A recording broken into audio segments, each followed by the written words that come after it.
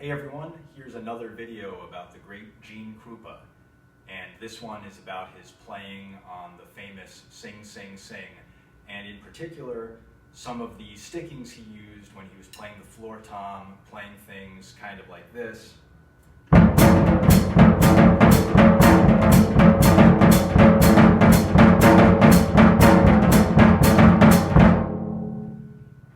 And Sing Sing Sing, if you're not familiar with it, it was a tune written by Louis Prima, and then Jimmy Mundy arranged it for Benny Goodman's band in the 1930s, and it featured Gene Krupa on the floor tom, doing some amazing stuff. And it's just it's a very important recording in drum history. It brought a lot of attention to Gene Krupa, and it brought a lot of attention to the drums. And it's just one of those rare recordings that really had a profound effect on the history of drumming to this day. Its importance, I think, cannot be overstated.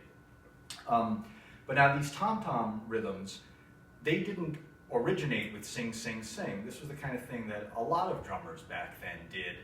And just like playing time on the hi-hat or anything else that a lot of these players did, everyone had their own way of doing it, even within the same basic idea. So if you listen to other drummers, maybe not on Sing Sing Sing, but just playing these kind of tom-tom rhythms, Zutty Singleton, George Wetling, you can hear do this, Cozy Cole, Buzzy Druten, a lot of different players. Or if you hear other drummers play Sing Sing Sing with Benny Goodman after Gene Krupa, there's a lot of them. Sid Catlett, the great Sid Catlett, he does some incredible playing on Sing Sing Sing, and he has a fairly different approach. Bobby Donaldson, Mousy Alexander, Lionel Hampton, Nick Fatul. So all of these players would do these kind of tom-tom rhythms, but everyone had their own way of doing it, their own little inflections and accents and stickings, and just everyone had brought their own character to this sort of thing. So when I first started trying to learn how to play Sing Sing Sing, it was when I was first getting into jazz in high school. This was the first drum solo that I ever tried to learn, and I really became fascinated with it, especially the 1938 Benny Goodman Carnegie Hall version. So I listened to that all the time. But when I first tried to play this back then, I was doing it with single strokes, kind of like this.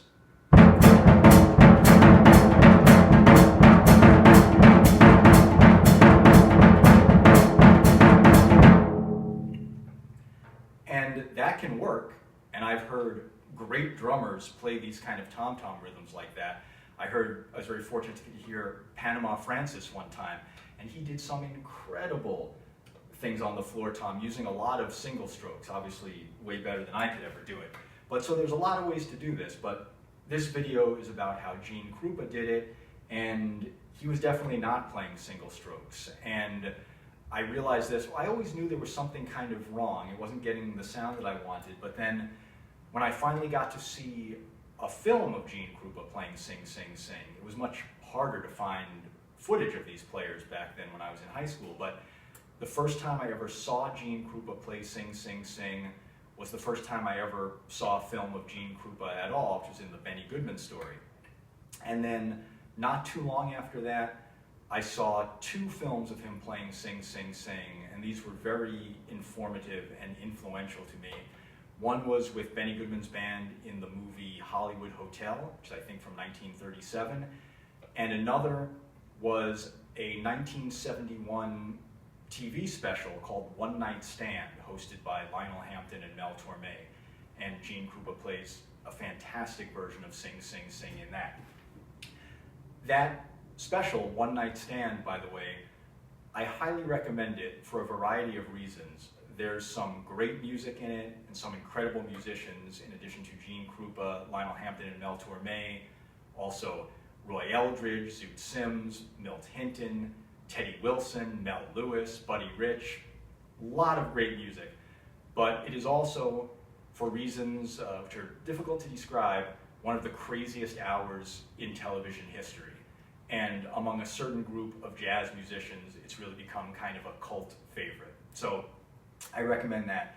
But Gene Krupa plays great on the whole thing. He plays a number of tunes, not just Sing, Sing, Sing, and he really sounds great. But in looking at these videos, and so the Benny Goodman story I think is from 1955, and then Hollywood Hotel from 37, this one from 71. So we got a little bit of an overview of what he was doing. And with all of these players, I like their whole career. There are recordings that Gene Krupa made in the 20s that I love. There are recordings that he made in the 70s that I love. So we all maybe have our favorite periods, but I never think of any of these players as just being linked to a few specific years. But in looking at these different versions, there were certain stickings that he seemed to use throughout his career, from when he first started playing Sing, Sing, Sing until the end of his life. So another thing, like a lot of players back then, Gene Krupa played traditional grip, but he would switch to matched grip when playing the floor tom. That was very common back then, I think just because with the snare drum, they were still coming off of the idea of marching bands where the drum was on an angle over your shoulder. But the floor tom, I think, because it was flat, they approached it more like a timpani. I've never seen anyone play timpani like this. So I think that was just the way they thought about it. You can obviously do this either way. If I'm playing these tom-tom rhythms on a gig, I'll sometimes play them with traditional grip, but I tend to do this with matched grip. I really don't play anything with matched grip, but I tend to do this with matched grip just because I think as a teenager I got so used to just doing it that way from watching films and just thinking, okay, that's how you do it. So anyway, here are a few stickings that Gene Krupa used, and this is in no way meant to be complete. He did so many different incredible things on Sing, Sing, Sing, but here are just a few stickings. These are ones that kind of opened the door for me into sort of understanding how he was approaching this, and I think they're a good beginning to kind of get into what he's doing. So we'll start out. I also realized that he wasn't always playing continuous eighth notes. He was sometimes leaving out a note here and there. So this first sticking, the rhythm is a quarter note and then 6 eighth notes. And the sticking is, I'll play it slow,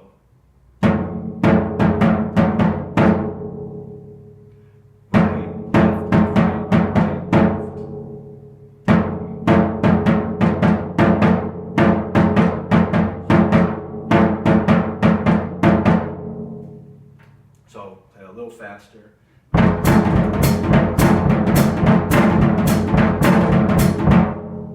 And when Gene Krupa would play these stickings, there's all these subtle little accents and different things. You really go to the source and hear how he does this.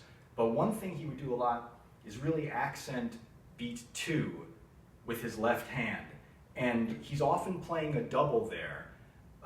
Not always, but a lot of times playing a double, and he could really accent that first note of the double and ghost the second note so much that it almost didn't sound like he was playing a double. And that's hard to do. That takes some control. I'll try to do it, but he'd really play.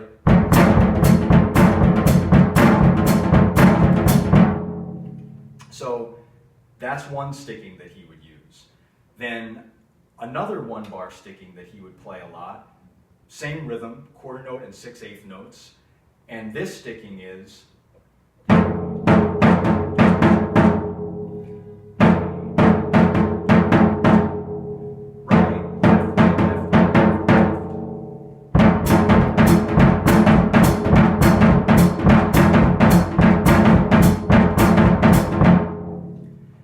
see there, he would sometimes also accent beat 2. Now that's just one note on the left hand, and those off beats with the right hand. So now those were 2 stickings which, for me, when I first saw it, was kind of counterintuitive. I wouldn't have thought to play it that way, but it immediately just made so much sense, and I kind of began to understand his approach.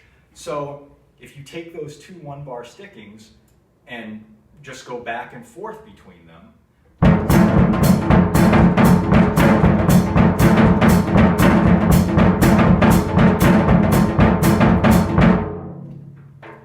start to get into a little bit of an idea of what he was doing. And then something he would do, he would maybe, here's one that he played, where he goes back and forth between those 2 stickings, but then he hangs on that first sticking for an extra bar. So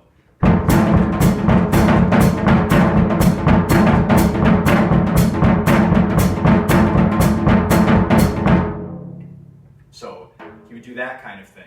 So you can play around with these, just with those two stickings, and mix them up in all different combinations and get a lot of different ideas. And when you hear him play, again, he does a lot of things other than those, but he does a bunch of things that are combinations of those two stickings. And then one more that I'll show you, which is, this is a whole bar of eighth notes, and he would play double strokes.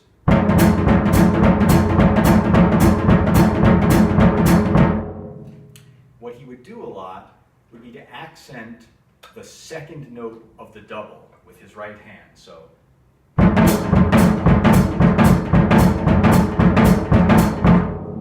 sometimes he wouldn't accent all of them. He might play.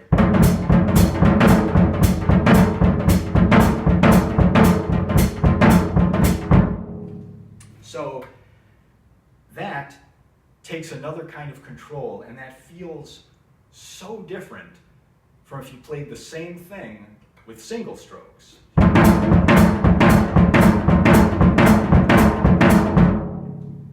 With single strokes, you have plenty of time to play that accent. It's all by itself.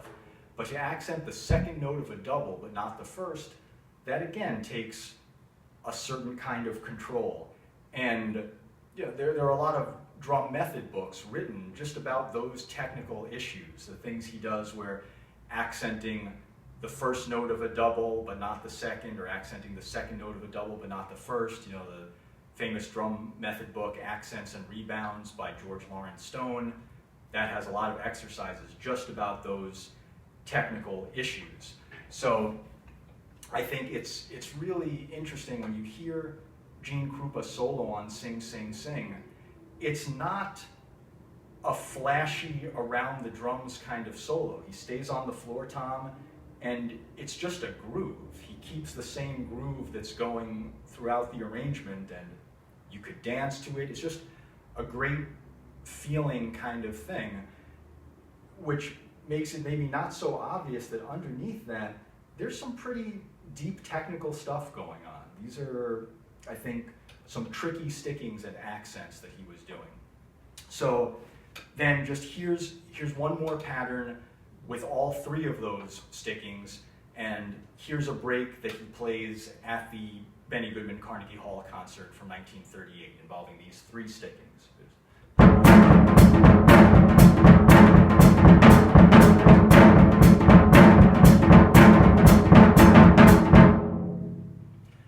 So you see, that was mostly the first sticking, but then there was one bar of that third sticking in there, and then one bar of the second sticking at the end. So it combined all three of them. So yeah, these are some basic ideas, but hopefully this gives you sort of an idea of some of the things he was doing. And now when you listen to his playing, knowing that those are some of the stickings, I think maybe a lot of it will start to make sense. So, oh, one more thing. I sound like Columbo. Just one more thing. I've been watching a lot of Columbo lately. Great show. But anyway, another thing he would do, not all the time, but sometimes on Sing, Sing, Sing, and it's a great effect. The last video I made was talking about the stick shots and rim shots that Gene Krupa would play. And I was doing those on the snare drum, things like this.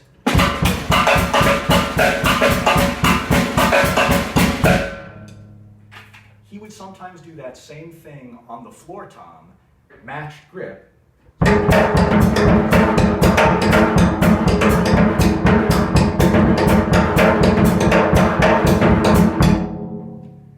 And that would just be another really cool effect that he would get. So I hope this was fun. I hope this was informative.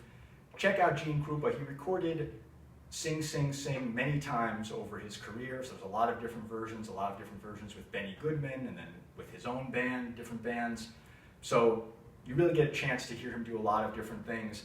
And just one other thing I would like to point out is that a lot of times, especially with Benny Goodman, he would play the whole solo. He would stay on the floor tom.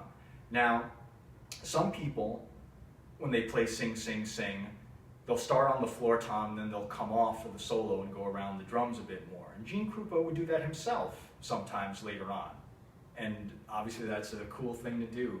But I just think it's impressive when you hear him play an extended solo and realize he's never coming off the floor tom and really never playing anything other than eighth notes, a quarter note thrown in there here and there, but really that's what he's doing, and yet it feels so good, it never gets boring. And the thing that I find really impressive about hearing Gene Krupa play these things, he never sounds like he wants to be doing anything else. He never sounds like this is restraining him or holding him back in any way.